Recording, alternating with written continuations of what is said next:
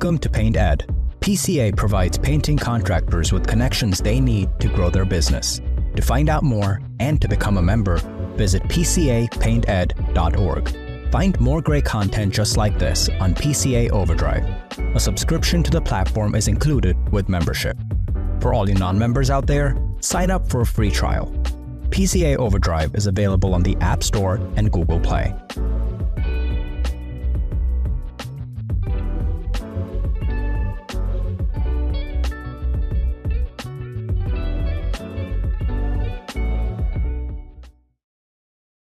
This episode is brought to you by Benjamin Moore and Sherwin-Williams.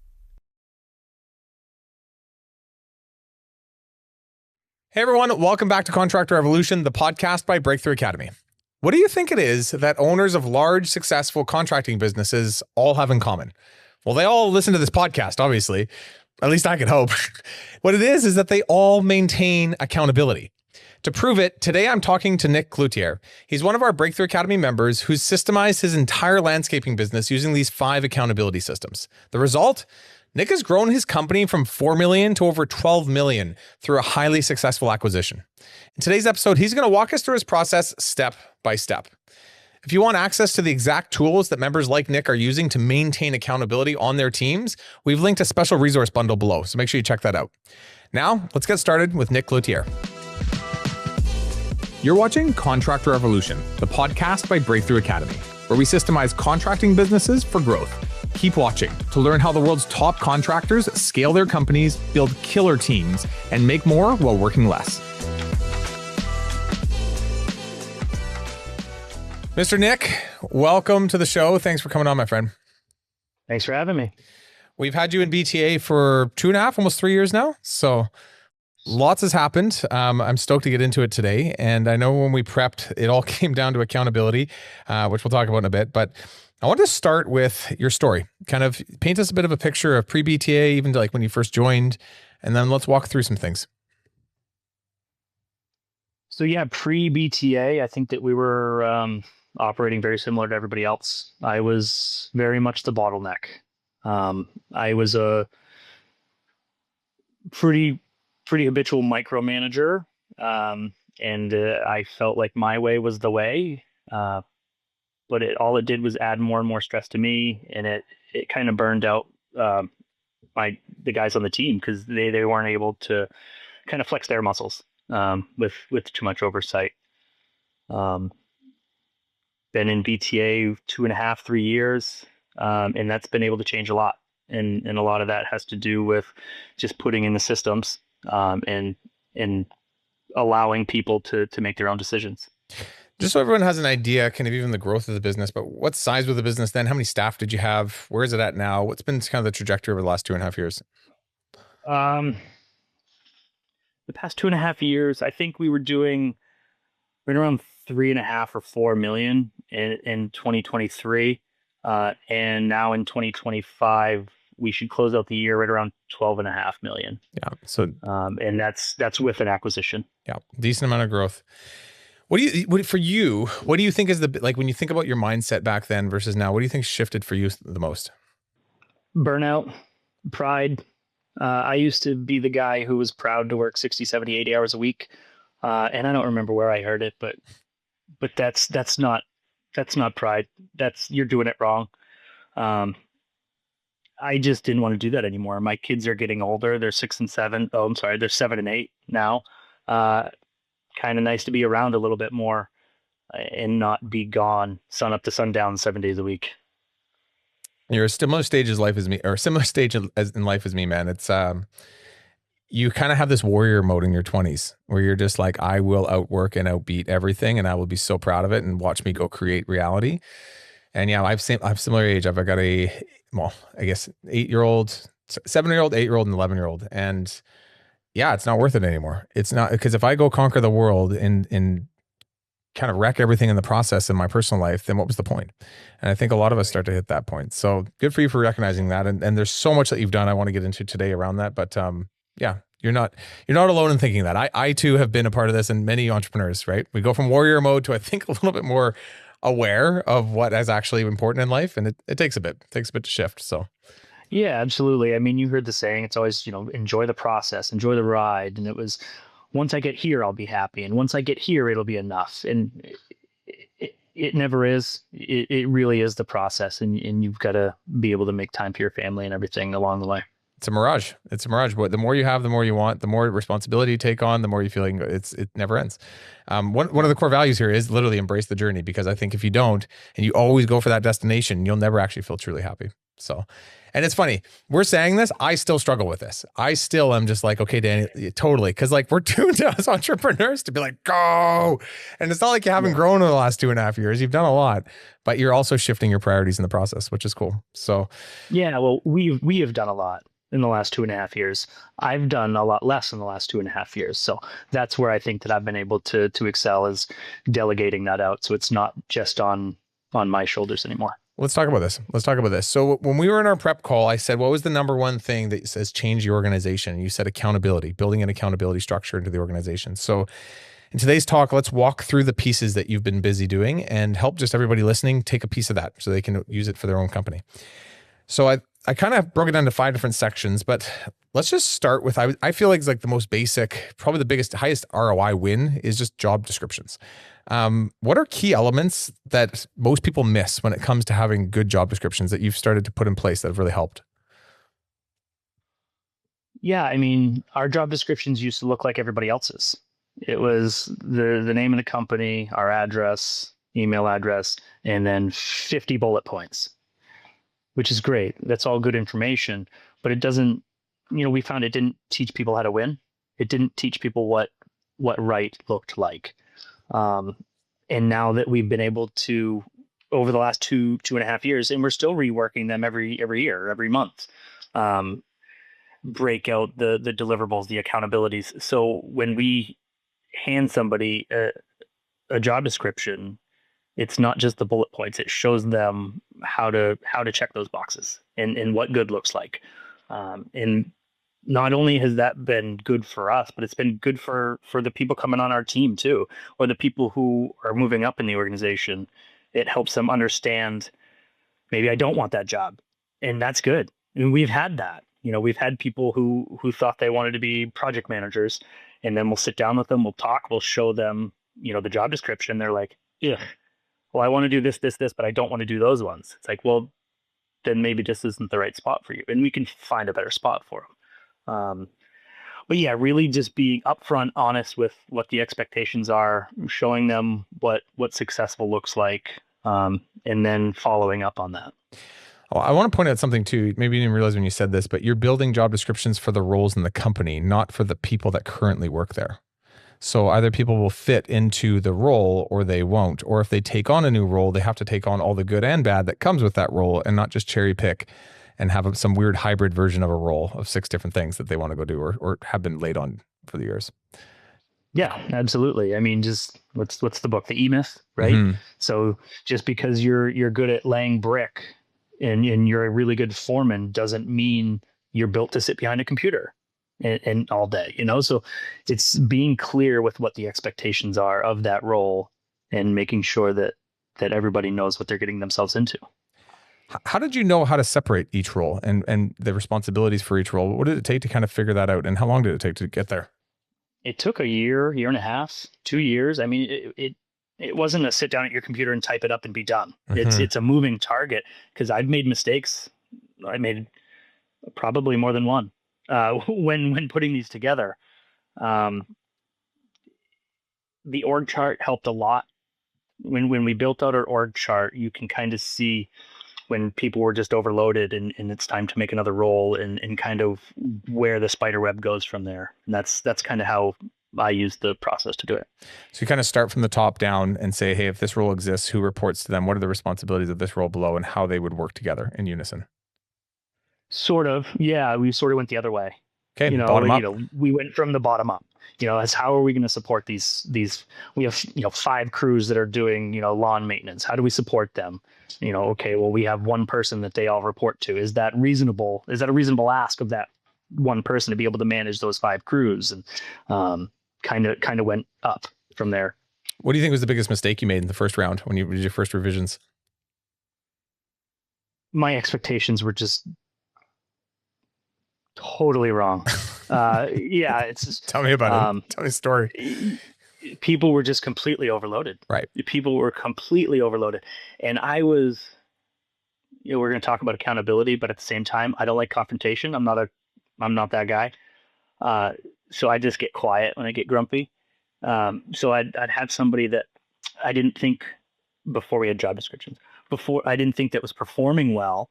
And then when I built the org chart, it's like, oh my goodness, like they're doing a job and a half, and shame on me for expecting them to to perform the way that I think they should, but I wasn't giving the support to the right people, and that was I make mistakes every single day, and that was a big one.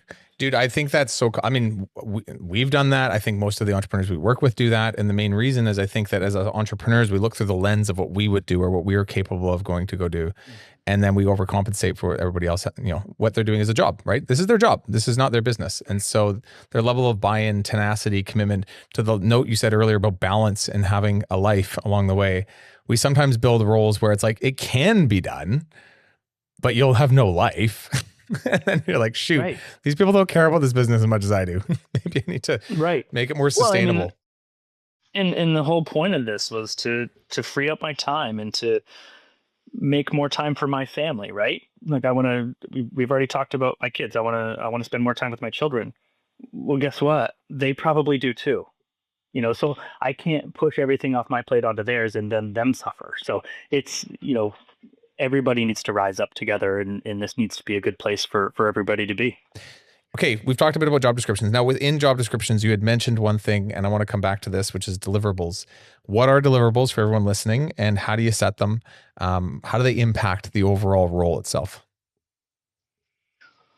Yeah, so I mean, I kind of see deliverables as a moving target, specifically for us with our growth, right? So we used to have a project manager / estimator. He used to run our install crews and do every single estimate, but then we grew and that just wasn't reasonable anymore. So we had to split. So each year everybody's deliverables kind of changed, which it's been necessary, but kind of difficult you get somebody locked into a role. And then 12 months later you say, oh yeah, forget about X, Y, and Z. Those are going to be somebody else's now. Your job just got, it's easier. You have fewer tasks, but you needed more detail at those tasks. And deliverables to me are just what success looks like. In your job description, this is the meat of what you're responsible for. I can show you how to get there. You're going to figure out your own ways to get there. But at the end of the day, and at the year, quarter, the deliverable is what is going to be make us successful. It's kind of like if I'm paying you this salary and maybe even a bonus structure, for you to be worth your weight to the organization, the costs of what we're carrying, you need to hit on these key metrics. Is that kind of a fair way to say it? Yeah, absolutely. So they're kind of like, for those listening, it's kind of like a KPI or a number that somebody has to achieve, and it's measurable, correct? Correct. Yeah. So within these deliverables, let's talk about this for a second, because there's sales deliverables, there's production deliverables, there's maybe even some administrative ones. What are some of the best ones you've set where you've seen them really move the needle the most?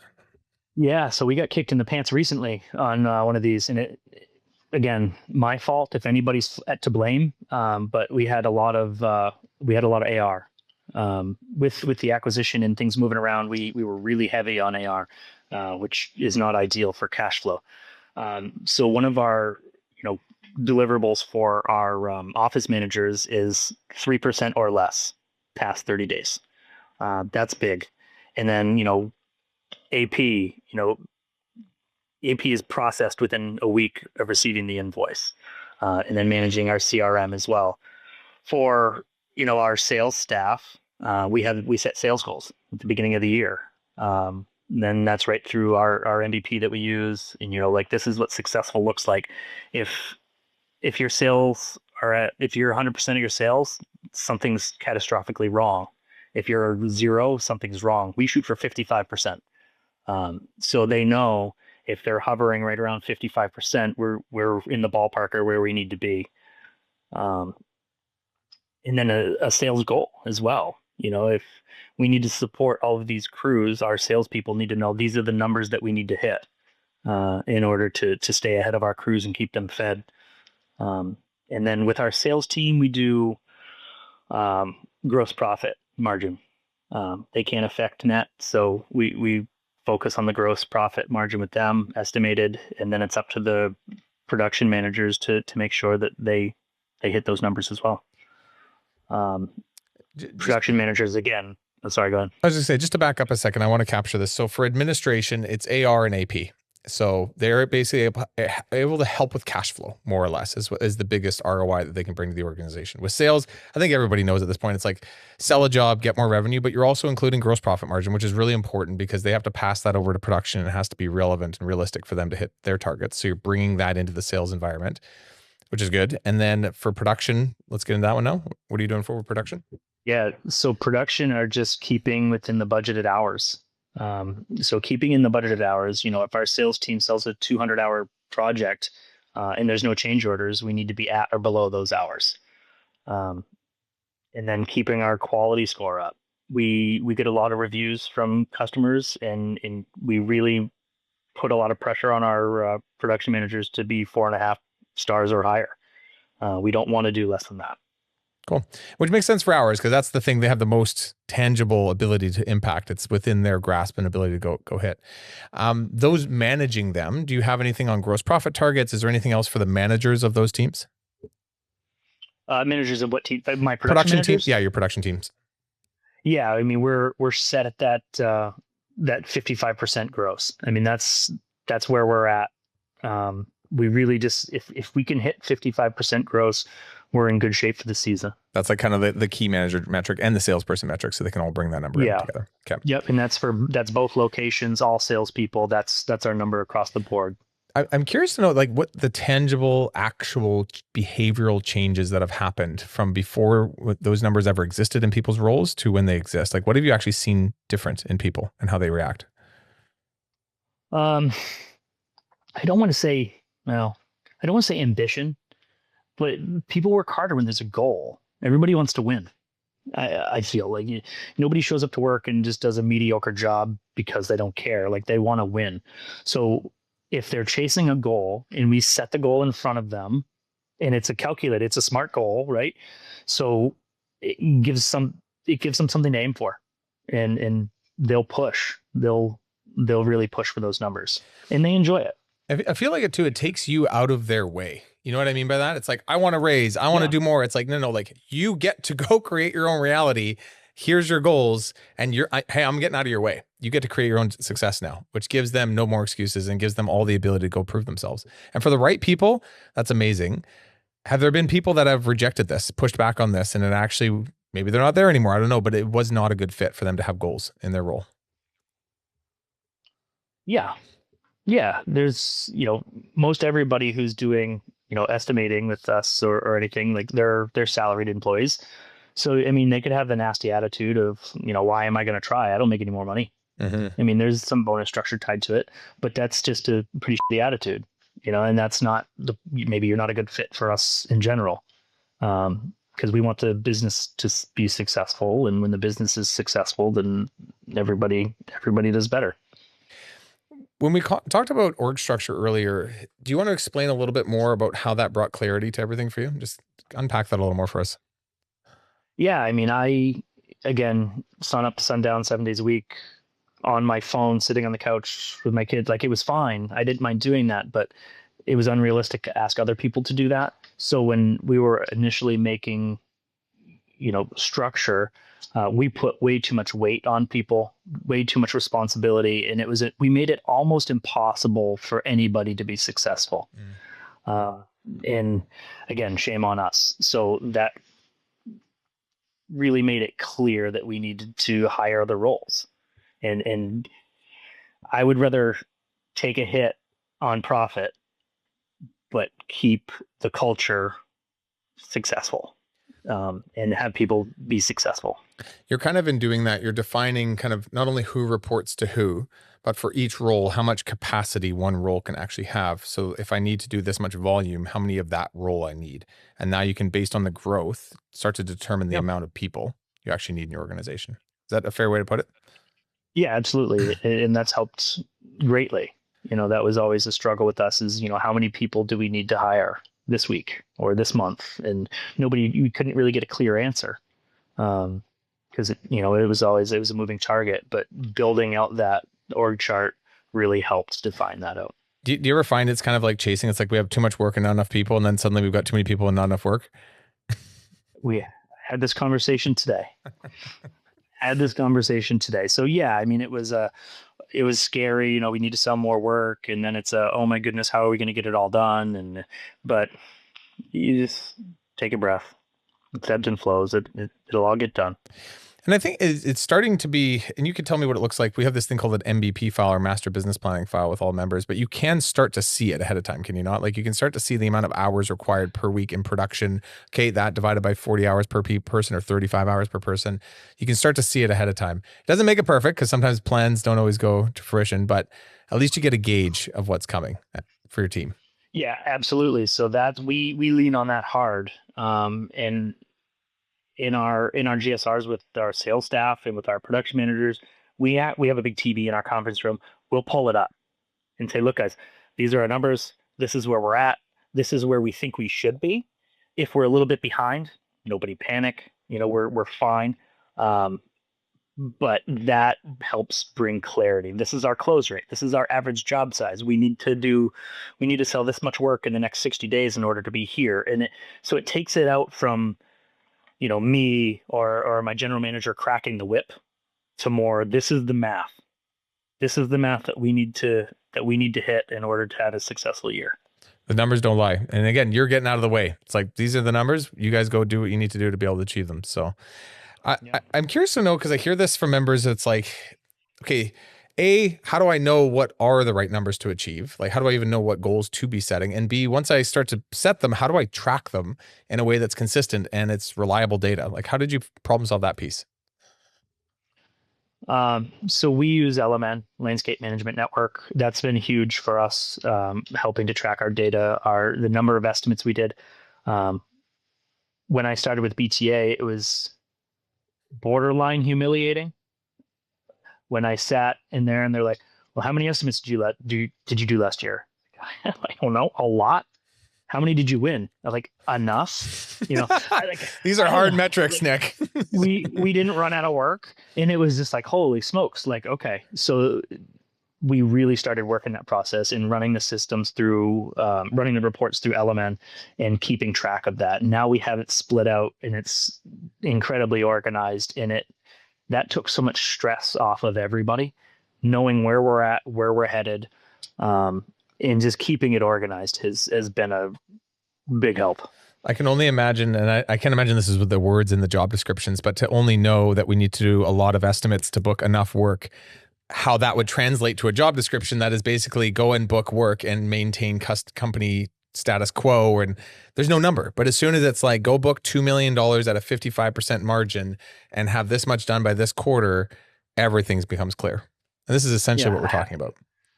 How do you hire an A player when you sit across from the table with them and they say, well, what are my goals? It's like, I don't know. A lot. Sell a bunch of work. And get enough. They're going to be gone in a heartbeat, so having clear deliverables for somebody also helped us really get the right people on board. Cool. Now, to tie this together, the one key meeting that we've taught and you've put in place is this thing called GSNR. Can you explain what GSNR is? How do you do it? How often do you do it? Give us a rundown of what is GSNR? Yeah, so goal setting and reviews. To me, it's the best thing that we've ever done. And we will continue to do it forever to the end of time. Again, I'm not super confrontational, and the GSR meetings don't need to be negative. 90% of the time they're super positive. But it's just 30 minutes. We were doing weekly GSR meetings. We're kind of shifting to bi-weekly. Just weekly's just tough. So we're doing bi-weekly meetings with all of our managers. And soon we're going to start doing them with our foreman. This gives people a voice. It's 30 minutes every other week where you just sit down and say, how's it going? What's good? What's bad? How are you kids? How are you sleeping enough? It's just when you get 30 minutes to actually genuinely care about the people that you work with. Um, not that we're therapists and it's not a therapy session by any means, but it's people have more going on than just sales goals, you know, like it or not, they do. Right. So it's just a check-in. You know, what are you struggling with? Is there anything I can help you with? Or is there a system that's broken, that's not working, that maybe I can go work on for you? Or do you have an idea that we can tweak? You get so much good comes out of it. Everybody wants to be heard, right? So it gives everybody a chance to vent. Sometimes it's a whining session. Sometimes we're talking about wins. Sometimes we're talking about awesome customers and awesome employees, and sometimes we're talking about horrible customers and horrible employees, and you know how we can fix things. But for so long we didn't do them, and this stuff just got swept under the rug. Like, we're men, right? So emotions just get pushed down, and people would boil over, and then they would yell, and they would scream, and then they would quit, and they would. So the GSR meeting has been huge for us. And probably once a month, maybe once every other month, I'll actually bring their job description, and set it down. And it's not a bad thing. It's to say, this is the goal. This is your, deliverables. How do you think we're doing on this one? How do you think we're doing on this one? See what maybe they think they're doing really good, and there's a little room for improvement, or vice versa. I've had people say, I don't think I'm doing very good at X, Y, and Z. It's just like, well, I think you're killing it, and the math thinks you're killing it, so you need to give yourself a little more credit. People can be pretty hard on themselves when they're pushing. But yeah, I mean, to me, it's 30 minutes, which usually turns into 45 or 60, of like, just, you have my full attention. Mm-hmm. Don't answer your phone. I'm not answering my phone. We don't miss our meetings. Like, this is the one most important thing you have to do this week is this meeting.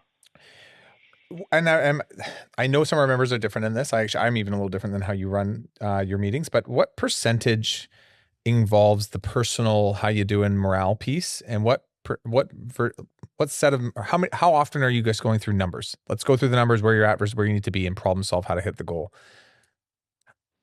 Okay, so full disclosure, I do tell the truth. I do GSR meetings with my general manager, Joe, yep, who's also my brother. Cool. My office manager at one of our branches, Kate, who's also my wife, and my other office manager, Kelsey, who's at our other location. Cool. So I do a GSR with my brother, my wife, and Kelsey. Okay. Joe, my general manager, does the rest of them. Yep. With our other managers. So we go over accounts receivable and accounts payable. They're higher level conversations with you, are they not? Absolutely. Yeah. Absolutely. So, but I don't bring out a lot of the math with them. Yeah. Joe does. Every Monday morning, Joe prints off our sales reports, and he'll put it on all the salesmen's desks, and they bring it to their GSR. Nick, and they heavily go over their numbers. This is totally cool. And I want to point this out because I feel like sometimes people, especially our members who are listening right now, maybe like feel bad for doing what you're doing, but it's actually okay. Like, when you work with a higher level team, it's not necessarily about, did you hit your, whatever percentage this week, because they're high enough level and they have the dashboards, they can do that problem solving themselves. You're there to support them and enable them. Are you not? You're there to kind of make sure that decisions get made, things can get moved forward, and together you guys can collaborate and have one cohesive brain, because your brain basically gets to go down 3 different departments that everyone can work together. Below that, they are likely managing people and process and numbers and keeping accountability to that. Is that fair to say? Absolutely. Do you want to explain more the difference between the two for those who never done GSR before, just to help them understand how to set this up for their own business? Difference in what? Just like the difference between doing it with your managers and what your managers are doing with your team, and how you've set up those layers and what those GSR meetings look like. Yeah. So we're very kind of state of the union with ours, with my office managers and my general manager. It's, how are we going? How are we doing? How's the staff doing? Our numbers are good. They kind of report back where we're at with that. But it's very much, like you were saying, higher level of, what our immediate needs are, what our future needs are, what's coming down the pipeline for us. And then what Joe does is it's almost, it's weekly. It has been weekly of just more math of the deliverables and the processes and making sure that those are getting done, and they're constantly updating them. I know our assistant GM is writing SOPs nonstop, and that's based off of the conversations that happen in the GSRs with our management. Interesting. So as stuff's coming from bottom up, you guys are learning more and more about how the operations should actually look and tweaking the entire organization as a result. Very cool. Yeah, because if I sit here and write every SOP myself, I don't know, 25% of them are actually going to take. Totally. So why not, get it from the people who are actually doing the work? Yeah. Do you notice that, and I've noticed this just in working with people, but you kind of go from being everyone's boss to being everyone's coach. Have you felt that transition? It's kind of like, I'm here to help get our team to the finish line and make sure that we win the championship. But you as a player get to play your own game. And I cannot control the way you kick the ball or catch the ball or do the thing. I'm just your coach. When did that transition start to feel really real? And what's happened as a result of that? Probably about a year ago. And it was weird. I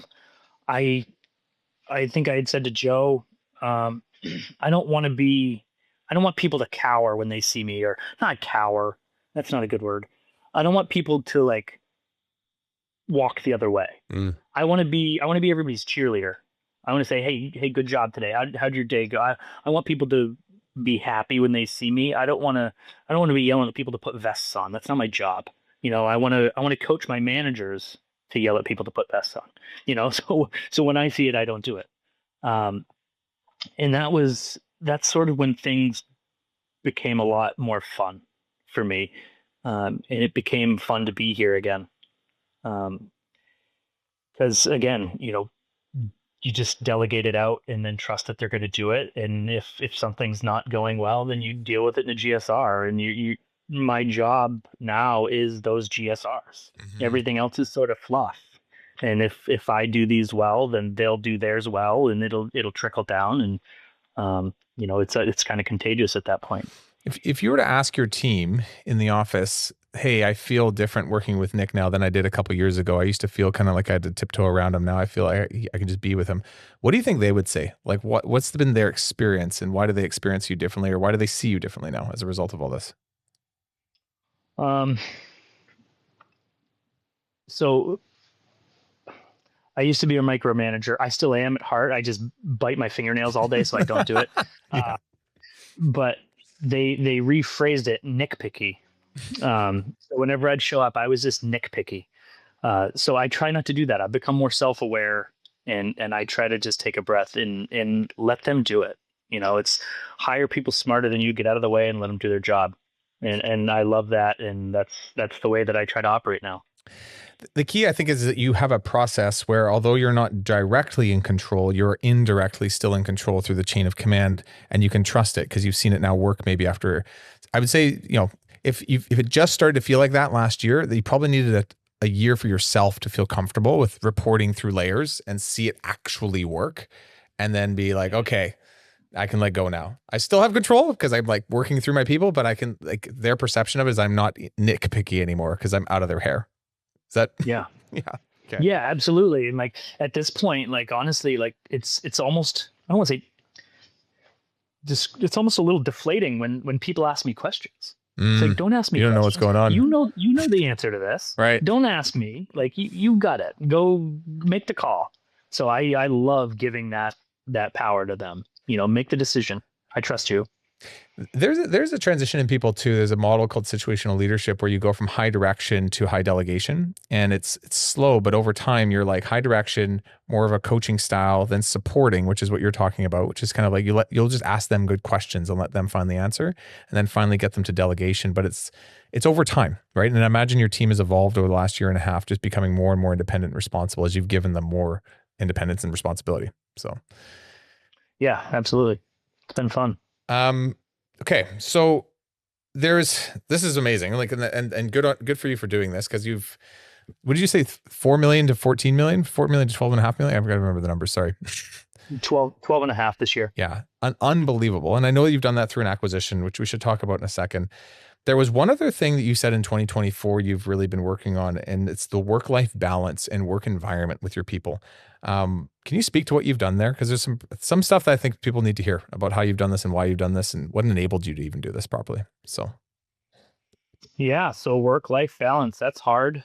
Um, so what I've done is I will coach my kids' sports teams, and then I build my work schedule around it.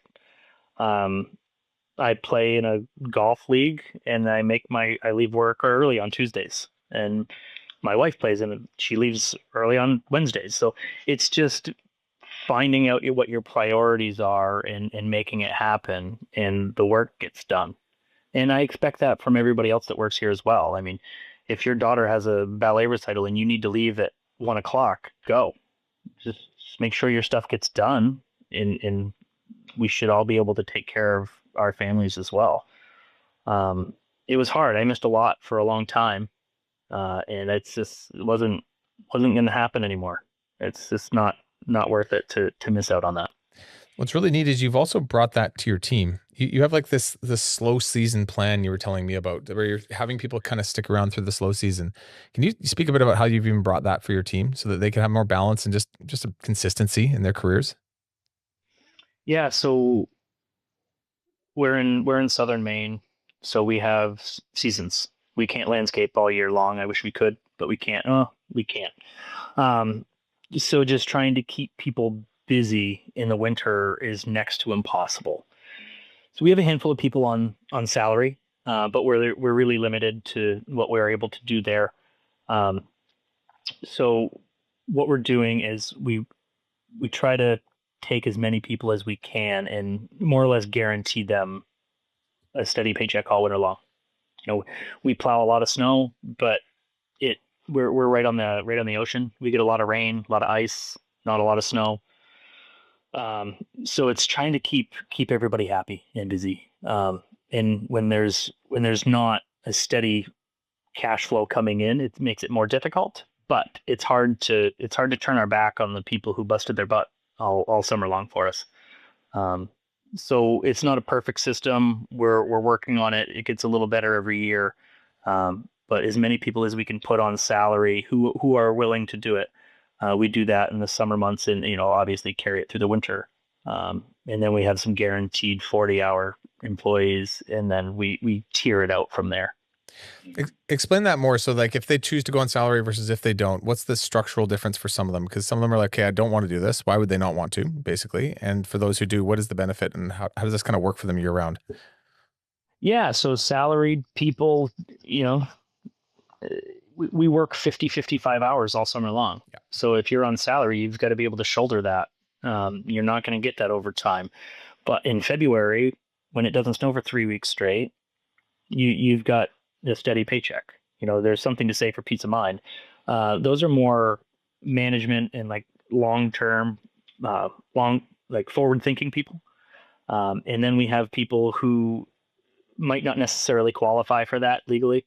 So, but they grind it out every single day all summer long. And it's really hard to turn your back on them. So we're kind of squirreling away as much as we can to maintain a 40-hour work week for them all winter long, in between snowstorms, of course. But it's hard. I mean, we have 75 people working with us right now. It's a pretty significant payroll every week. So it's hard to do that with low cash flow.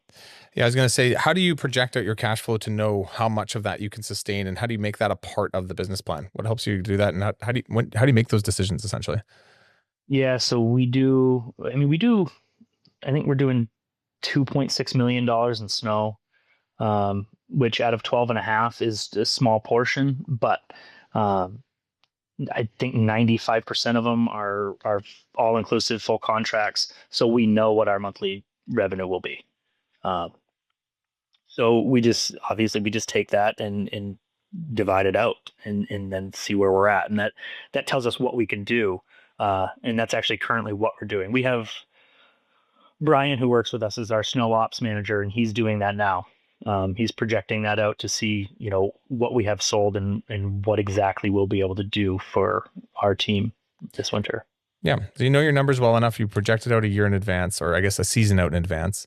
You then look at how many labor hours is required to do that, and you can figure out how many people full-time you need for that. And then you look at your existing team and figure out who can be on salary, who can stay on hourly, and who is truly seasonal, and start to make sure you set that side of the business up for the off season. Exactly. Cool. Yeah. It's good. It's good to know your numbers. What I guess, yeah. Well, we've talked a lot about numbers, actually. I probably won't go too much more into it, but could you explain to everybody how because I feel like most businesses kind of know what their numbers are. How do you project out what they should be? How do you make a goal out of all of this? And how do you know that these numbers, even for the off season, are reliable? What does it take to get there? Math. It's our overhead. I mean, it's the hamster wheel, right? I mean, we sell more work. We need to buy more equipment. We need to hire more people, which means we need to sell more work. It's a never ending cycle, but when is it enough? So we kind of reverse engineer our budget, in our MVP. We budget through LMN as well. We shoot for a 20% net profit. And we should hit that again this year. And then we work backwards from there. We split everything out. We know what our rent is. We know what our utilities were for the last 3 or 4 years, and we work off those percentages. And then we always factor in a little bit of growth. This past year was a lot of bit of growth, but we factor it out. I mean, it's all math. It's all there. And then we try not to.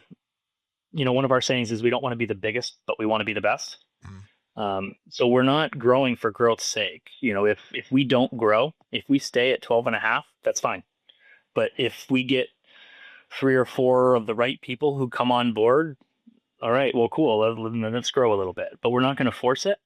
And that's been a big help for us. I want to point out something you're almost taking for granted, which is your numbers. You know your numbers inside and out. So when adjustments need to happen, new hires can come in, seasons change. You can see the trickle-down effect of how many hours that impacts in the field. You can see the trickle-down effect of how much overhead that takes for 3 to 6 months from now. And you have safety in understanding those numbers. What did it take to get there? Because I feel like a lot of people listening would say, great, math, what does that mean? There's a large percentage of the average contractor out there that does not have a budget, that does not know their numbers.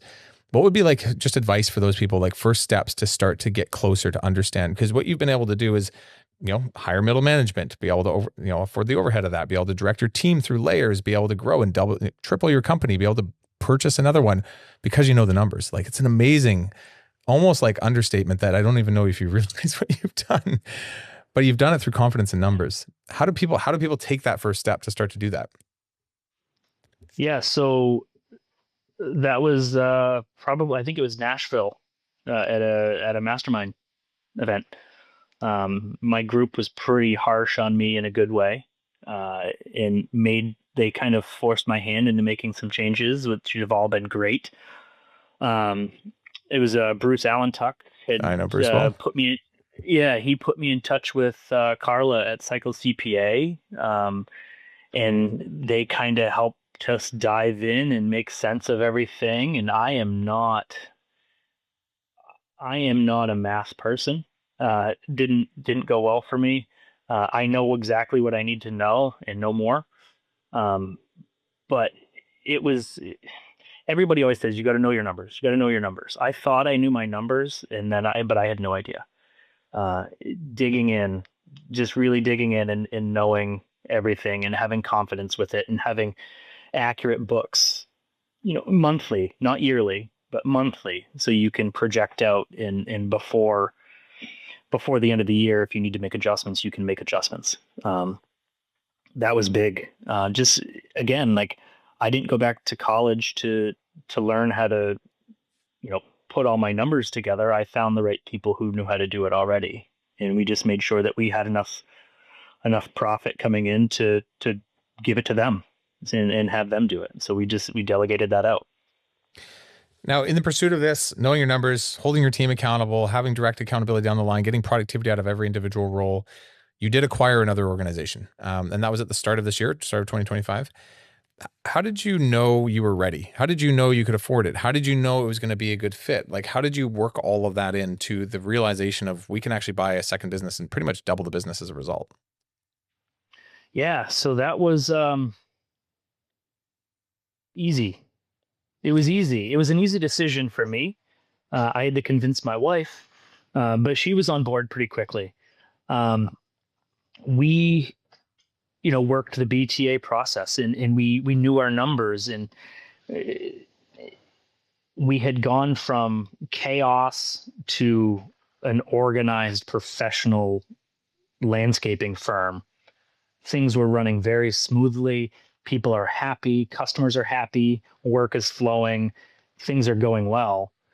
And then this opportunity presented itself. And I know the previous business owner really well. Awesome business. We weren't inheriting a dumpster fire. It was a good business. It was a profitable business. It was a lot of their stuff was still done on paper. So the conversations I had with my wife is like, look, we're here, and they're not. They didn't have the systems and the processes in place that we had, but we knew how to fix what they had, and we had already done it. We had just done it. Over the last year and a half, 2 years, we just did what we would need to do again. But now it's not me preaching, hey, let's do this, let's do this. We had a whole team, we had a whole staff that was rocking and ready to roll on how to implement our systems into their business. So my wife and I sat on the couch and had a conversation about it and agreed to move forward with that acquisition, and knowing full well we were kind of jumping back in with both feet. But at the end of the day, I'm glad we did, and we made that acquisition on December 31st, 2024, and it's September, and we're in a pretty good spot. We're not done, but we're in a pretty good spot.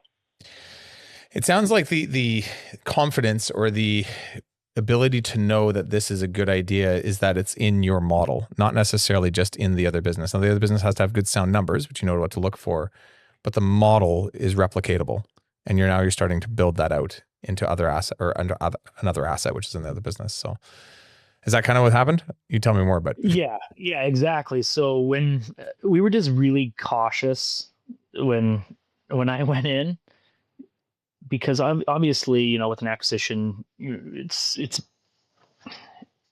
delicate. I didn't want anybody to feel like they were forced to do anything, and but it was we tried not to change a whole lot for the first couple of months. Just tried to shake hands and kiss babies. Sprinkle in a little bit of this, a little bit of that. And we really, I hate to keep repeating myself, but we started with GSRs. Mm-hmm. And it was just, and people opened up. They had never been given that opportunity to sit and have a conversation. And what do you think? Well, nobody's ever asked me what I thought. Like, people were very receptive to it. You could tell they were on edge. They were on edge for a while. Every meeting, they sat like this for a while, and that's fine. But people started to see the light. Some people didn't, and that's fine. They didn't think it was going to be a good fit, and people moved on, and some, a lot of them stayed. And I think that they're having a great year. And you were just very deliberate about not coming in here and saying, you guys are wrong, we're right, do it our way because we're better than you. That certainly wasn't the case. They were already a really good company, really profitable. The skill level of the employees there was just through the roof. And it was just trying to prove to them, I'm only here to give you more support. That's it. You guys already know how to do your jobs. Let me just give you support, and we'll all get better together. It's interesting when I bring a lot of new members in, and maybe you remember this even feelings yourself, I'm not sure, but I know I show them this is how we do KPI dashboards, and this is how we set the org structure and give everybody job descriptions, and everyone has a number they're in charge of, and then we do GSNRs to hold them accountable. And a lot of people are like, man, is this going to turn me into like a corporate faceless, like, heartless organization? And just hearing you, it's like, it's did the exact opposite. It brought people closer where they felt like they were a part of a team. It helped them actually feel like they were heard and listened to. And so much so that when you emerged with another organization, it just made that much more powerful. That was almost like your change management tool, but by just having real good conversations and being aligned with everybody in the organization real quickly. So thank you for saying that. Cause I feel like I hear that a lot and people are like, I don't want to be a corporate entity. I'm like, it's not, it's actually a culture builder, but it's hard to explain. And you're an exact example of that. I mean, like I said, we use LMN. So we have all of our crews, they clock in and clock out of every job. And then we take that math, we put it into our MVP, and we had guys that were pretty upset. Like, I should be paid for the work I produce, not me punching in and punching out and blah, blah, blah, blah. They didn't like the tablets and the punching in, and they felt like they were being watched and hovered over. And, and they get it now. When you can show them the math, be like, hey, you just went and did this job. You guys crushed it. You had this long to do it, but you did it in this long. Like, we made crazy profit on that because you guys kicked, like, awesome job. I'm not trying to get you in trouble. I'm just trying to track everything. And it's been a complete 180 with a lot of the attitudes as far as that goes. And it's been fun. Go ahead. Looking back, say 4 years, 3.5, 4 or 5 years ago, people who are listening are probably in some similar positions, $3 million, $2 million businesses right now listening to you. Was there any, like, just one thing advice you'd want to give or thought that you can kind of leave today with? It takes a dedicated team to pull it off, whether there's an acquisition or not. You can't do it alone, not successfully. And you can for a certain amount of time, but at some point you're going to burn yourself out. You're going to burn your family out. So you can't do it without a team. And for me, it started to be successful when I started working on the business, not in the business, right?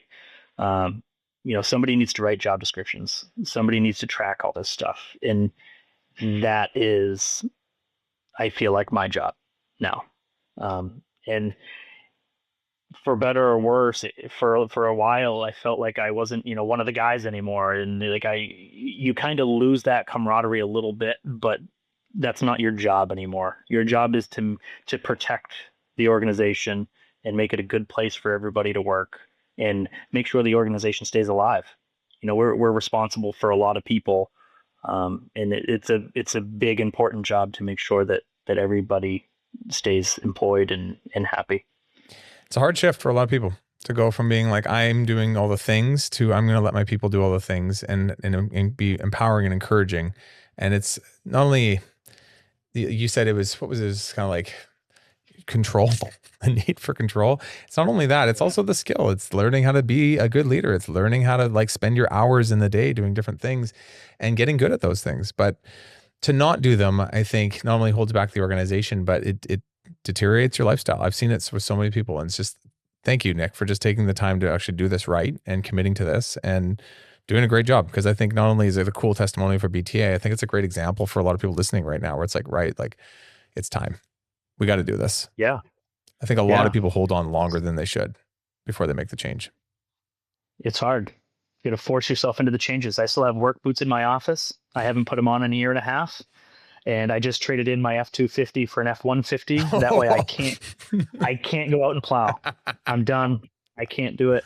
I need to be in the office and I need to be fresh the next day. I can't be out. So I actually had to trade trucks in to save me from myself. That was a great move. Yeah. Good for you. Good, man. Okay. Well, thanks for your time on all this. I think everybody listening probably there's a whole bunch we went through, from obviously our accountability structure to looking at how you track your numbers to looking at, what else do we have in here? To looking at how you made some of the change management with the new company you took over. And anyways, amazing. Like an incredible, what has it been? 2.5 years with BTA. So good work, man. Yeah. Okay. And a lot of fun. We'll let you get back to it. Awesome. Thank you. See you, Nick. All right. See ya. Thanks so much for watching. If you thought today's episode was awesome, it probably means you should subscribe.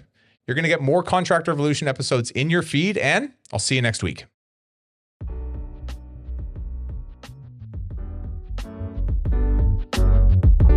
Paint Ed podcasts are produced by the Painting Contractors Association and are made possible by members and industry partners. To find out more about the upcoming educational opportunities or for more information about joining the PCA, visit pcapainted.org.